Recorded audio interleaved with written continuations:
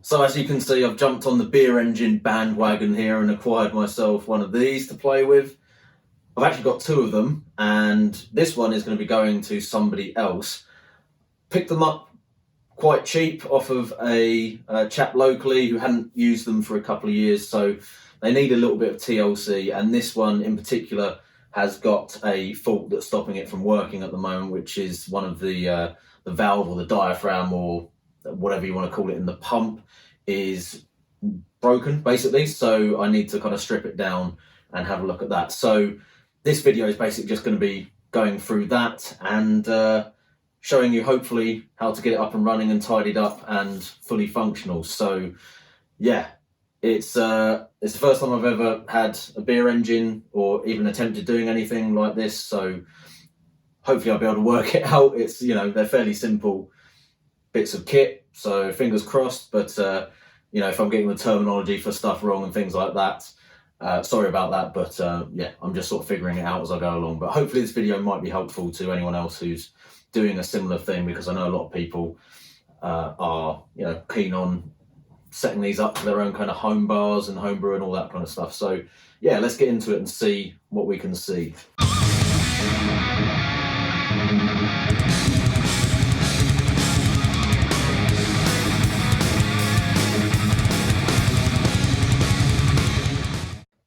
Right, first things first, so we want to get this metal surround off. Let's call it a cowling. I don't know if it's a cowling, whatever it is. We just need to take these two screws here out, and then we'll be able to just pull that off from the front, which will just make it easier to get to the mechanism and the pump innards underneath. So we'll just do that quickly. Right, so you can see we've got better access to the inner workings and the actual piston and everything now. So the bit that we want to get to is inside the chamber here, which is where the valve or diaphragm bit is that is knackered, and basically means that it's not going to pump anything at the moment because it's not sealing. So we want to take off these nuts here. These two rods basically just hold this whole section together, just under pressure basically from what I can see, and then pull that off and have a look at the inner workings of it. It's all a bit dusty and there's a few spiders, look like they've taken up residence over the years. This top plate here is pretty rusty as well, but I don't think that's actually kind of in contact with the beer in any way, or doing anything other than just holding the top part on with the rods. So I may try and clean that up, but it's not going to be critical to it actually functioning. So for now I'll just take this bottom plate off and then open up this chamber and have a look at what's gone wrong inside there. So I was actually building a trampoline for my son the other day, and one of the shitty little tools that came with it happens to match the size of the nuts on here for the big ones and the little ones down here, which is convenient. Just the AJ that I've got here, the twisty bit there is always sticking and it drives me mental. Anyway, so let's just use that to undo these rods at the bottom here, and then that should free up this whole section to come apart. So there's the issue. You can see that is absolutely foobar. So yeah, it's just falling apart. I don't know what that actually was before it went to shit. Some sort of rubber or maybe even leather material, don't know. Anyway, it's fooked, so that obviously needs to be replaced. We need to take this nut off here just to free the bottom of the plunger, and then yeah, just release those washers and stuff there so we can put a replacement in. So yeah, that is not that is not repairable or rescuable in any way. So we'll get rid of that. I did have a look online for replacement parts and everything, and it did seem to be a little bit scarce. I don't know if there's somewhere that I didn't find that does like the individual bits for these, but I couldn't find anything other than a full set of spares on RLBS, which was about 40 quid. Now, bearing in mind I basically paid that for the whole pump. I don't really want to pay the same amount again just to get some new O-rings and washers and a diaphragm for this. So my budget alternative is to try and cut a basically a new part out myself from this silicone sheet. So this is a silicone baking sheet which I had in the kitchen, and it's about, I guess, just over 1 mil thick, which ain't gonna be too far off what that would have been originally, I don't think. But yeah, if I cut a circle out of this and punch a hole through the middle of it, then it should work in theory. So I'm going to try that first, put it back together, and then, you know, obviously if it starts pumping liquid through, then we're all good, and I'll probably come back to it and then tidy up the rest of it a little bit. There we go. Couple of minutes with a craft knife, and I've got something that I reckon will work there. So let's slap it on and give it a little test. So minor issue, the previous part was a bit thicker in the center, so it's not tightening up when this nut is fully screwed on. So I'm just going to add some washers onto that to hold it in place, and then we should be golden. Right, that seems to have worked. Only issue is that this silicone disc that I've made now seems to be sitting just off the surface of the this bit. Don't know what to call that, but anyway. Now, hopefully, when it's got liquid pressure on top of it and you pull it back, it's just going to cause it to seal against the top of the inlet bit there. But we'll have to see. It might not work. Let's put it back together and give it a test. So, as some of you probably would have worked out, that didn't work. The fundamental flaw in my plan there was that until the chamber would be primed with liquid, there wouldn't be anything to actually push this down onto the seal. So yeah, it was just letting air through and not creating any kind of suction through the pump when I tried that. So I have basically taken it off and added another little ring on the inside to try and emulate the thicker center that was on the original part, and that does seem to be helping in terms of keeping it flush to the section underneath. And I've not screwed the nut on quite as tight as I did before, so that's yeah, hopefully will now work. But let's yeah, take two. Let's try that again. So the second attempt didn't work either, but third time lucky.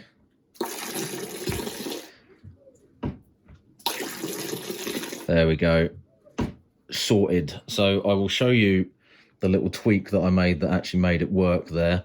Excuse this filthy looking hose, by the way, that's just some old brewing pipe work that I'm just using to test it. That won't be going near the finished product when it's in use, but yeah, I'll take that part again and show you what the thing was that I was not thinking about that was kind of crucial to making that work. So some of you were probably screaming this at the screen when you were watching my bungled first two attempts there. I was worrying about the seal against the face of this piece here through the holes. What I wasn't considering was the seal against the actual outside of the cylinder itself. So I had cut the first disc to be basically flush to the edge of this, but really I needed it to be closer, or well, the same or slightly larger diameter to the inside of that cylinder so that it would seal against the edges of that as well. So yeah, I cut another disc. As you can see, it is just sitting up a little bit off of there. It is sitting proud of the edge, so when that goes into the cylinder here, it seals against the sides of the cylinder and actually creates the suction that we need to draw the liquid through, which you just saw. So yeah, got there in the end.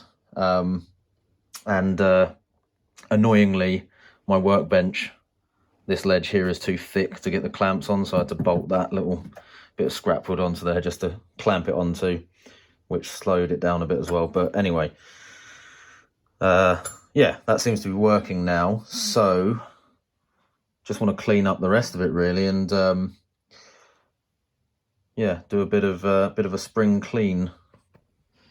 Right, so the bottom section of the cylinder is removed again, as you can see here. I want to get this top bit off so I can clean that up as well, and also so I can take off this plate here, which is the bit that's all rusty, see what I can do about that, and then potentially swap out the tubing here, but I'll check what kind of condition that is in before I decide on that. So the main thing I need to do here is just take these bolts out here on either side, which are kind of holding it in the cradle, and then that should let that whole bit slide off and give me access to the rest of the gubbins behind that.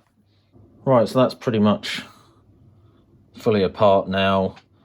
The yeah, these bits obviously need a bit of a clean up, as you can see. I mean, most of that's on the outside where it's not doing anything near the beer, but it just needs to go in a bath with some sodium percarbonate and have a good scrub, I think, along with the other pieces of the cylinder.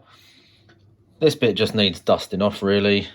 The tubing is a bit discoloured, but it's actually in reasonably decent condition. There's no sort of residue or nastiness on the inside.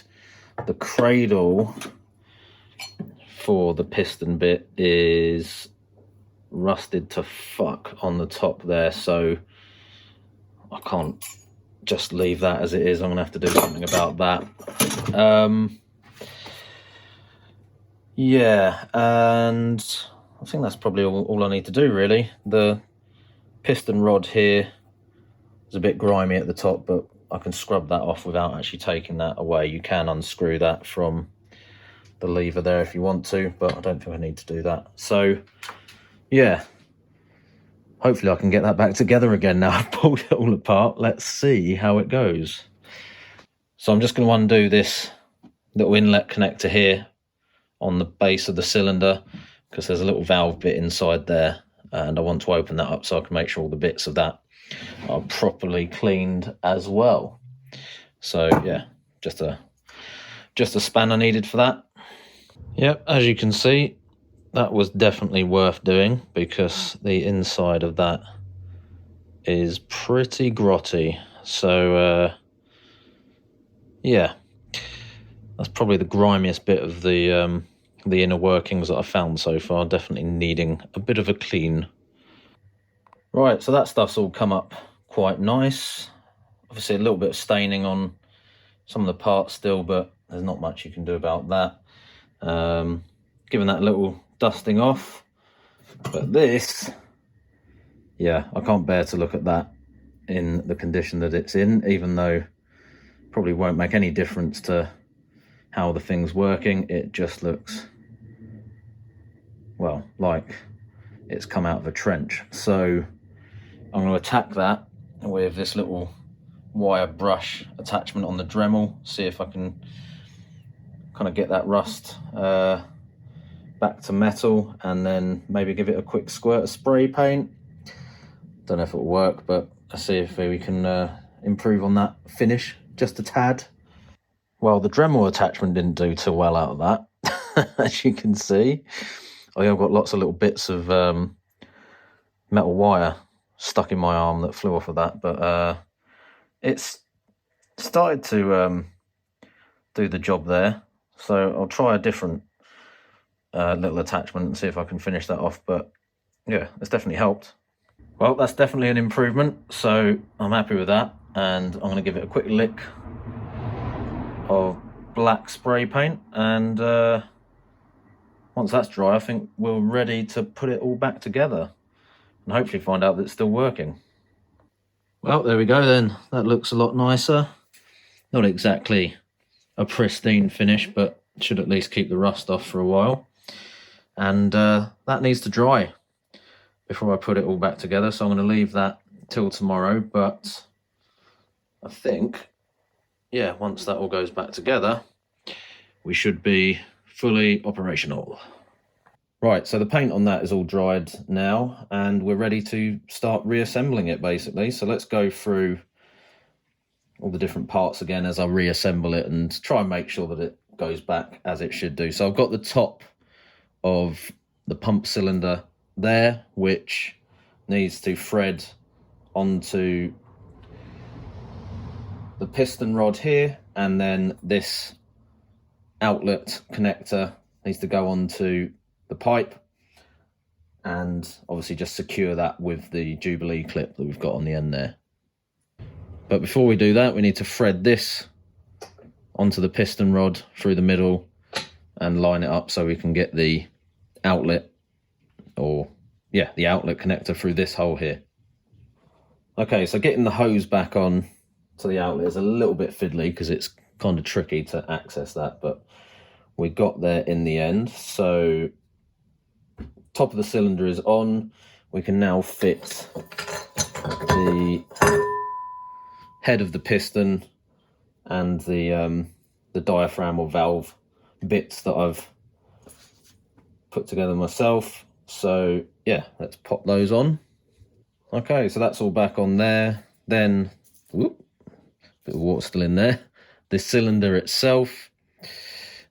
These two connections which I haven't mentioned before are actually for coolant. So if you are running it on a cooling system, that's just your in and out for the coolant, so it can circle around the jacket here and cool the cylinder. Not something that I'm going to be doing for home brewing purposes.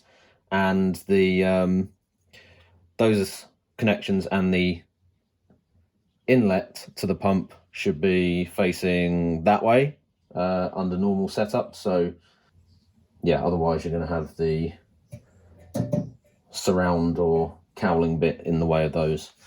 And obviously you would normally want the pipe work sort of going away underneath the bar. So yeah, let's pop that on.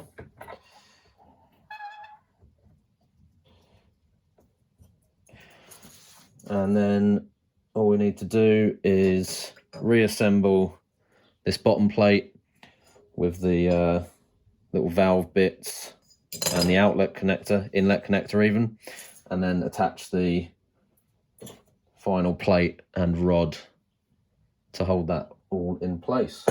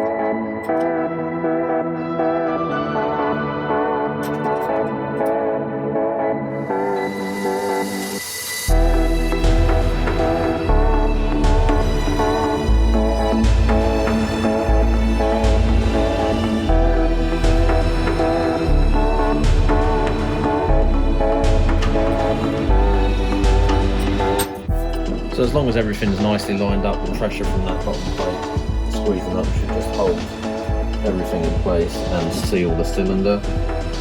And it should be good to go once I've secured this with the 2 bolts in from the side.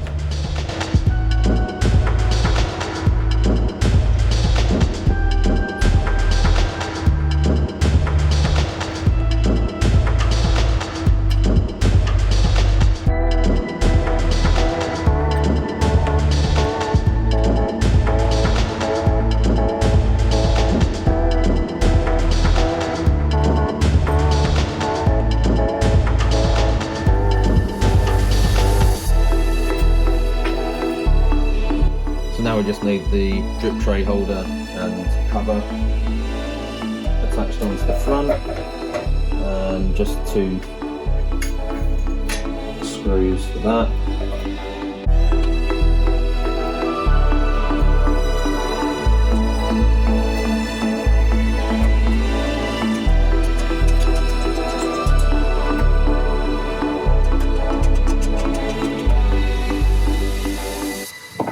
There we go. Right, let's set it up, give it another final test, and then maybe just try and polish up the brass on there. Right then, let's see if it's still working. So I'm just pumping some star sand through it, so obviously serves a purpose just to flush it through with some sanitizer.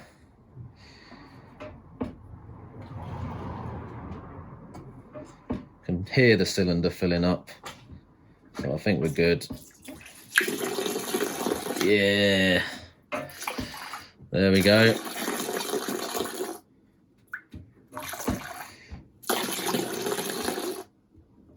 Cool, I'm happy with that.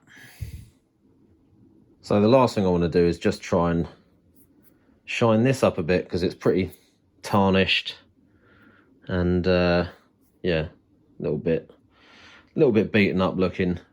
So just try and get that brass looking a bit shinier, and then I think I'm pretty much happy with that. So we'll have a quick go at it with this stuff and see how she comes up. There we go, so that's looking a little bit more shiny. It's not perfect. The surface is a little bit pitted in places still. Just a little bit of corrosion on the top surface, but good enough for me. So yeah, maybe I'll give it one more buff with the polish, see if I can get it up any shinier, but it's certainly looking a lot better than it was. Okay, I've got one more trick that I'm going to try. So in there is a paste made up of equal parts flour, salt and white vinegar, and I'm just going to try and use that to see if it will do anything to these areas here where we've just got this kind of rusty corrosion and pitting going on. So yeah, it's pretty minor, but it's bugging me, so I thought I'd try that out. I've been consulting some housekeeping websites to learn the tricks of the trade. So let's see if it does anything. So the theory is you smear the vinegary jizz paste all over the brass and leave it for an hour, and apparently that will then sort of clean off the corroded bits. I guess the acid is supposed to react with the corrosion and lift that off. I'm a little bit skeptical, but yeah, we'll see. Okay, so I scrubbed all of that gunk off. Did it make a difference? I think it probably did. There's a couple of sort of slightly larger marks on there which haven't really shifted, but some of the smaller stuff has definitely reduced, if not disappeared completely. So yeah, I think that was worthwhile, but let's give it one more polish up and we'll see what it looks like after that. Right, there we go. I think that has definitely helped to shine it up a bit better. So I think that was worthwhile. There's a few little blemishes which are still haven't quite shifted, but I mean, I could probably get those if I went through that process again, but for the moment I am very happy with how that's come up. I think it looks very nice. So yeah, I'm going to call that quits there. I think that is nicely refurbished and ready to put some beer through it. Right then, I hope you enjoyed that video. So it's definitely been a learning experience for me. This is the first time I've owned a beer engine, let alone tried to refurbish one. So I was kind of figuring that out as I went along. If you've got any comments or suggestions as to things that could be done differently or how to improve on that, then do feel free to chuck them in the comments below. Definitely open for suggestions or any tips there on using these and you know, refurbishing them. If you are thinking of getting a second-hand one, hopefully this has shown that, you know, they are pretty simple in terms of how they work, and you know, taking them apart and cleaning them up and fixing them isn't something that you should be too afraid of. The difficulty in getting the spares for it was obviously a bit of an issue, but again, hopefully the thing that I've managed to knock up with the silicone there will do the job and keep it working. It seems to be going fine so far. So yeah, I'm pretty happy with how that's come out. Hopefully Jamie, who is getting this particular pump, will be happy with it too. And I won't be showing any beer going through this one because it's going to him, and I will be using the other one on the other side of the garage once I've got that set up. So there will be more videos coming soon on setting that up and using it off of a corny keg. So yeah, more to come on that, but this one won't be getting christened by me. It will be going over to Jamie's, and hopefully he gets good use out of it and enjoys the beers from it. So that'll be me for today. Cheers, guys. I'm the dude, so that's what you call me, you know? That or his dudeness or duder or, El Duderino if you're not into the whole brevity thing.